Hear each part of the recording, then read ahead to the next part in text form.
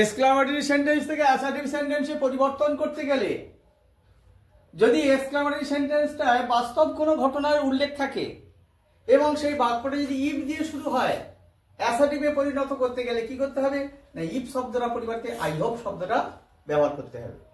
দেখে নি একটা বাক্য, if you enjoy the cinema, exclamatory sentence. তাহলে ইফের পরিবর্তে কি করে বলেছি, আই হোপ, তারপর যা ছিল তাই, you will enjoy the cinema.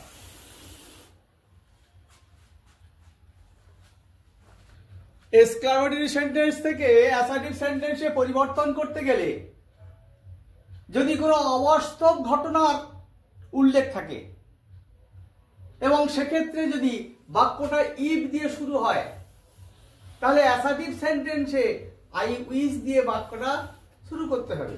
অর্থাৎ ইফ এই শব্দটার পরিবর্তে আই উইশ শব্দটা আমরা ব্যবহার করব। দেখেনি একটা বাক্য, if I were the prime minister of India, যদি আমি ভারতের প্রধানমন্ত্রী হতাম। এটা তো আমার পক্ষে অসম্ভব ব্যাপার, এটা আমার পক্ষে অসম্ভব ব্যাপার, ভারতের প্রধানমন্ত্রী হওয়া আমার পক্ষে অসম্ভব ব্যাপার। তাহলে এক্ষেত্রে কি করবো, এই ইফের পরিবর্তে আমরা কি করব, আই উইশ, তারপর যা আছে তাই, I were the prime minister of India.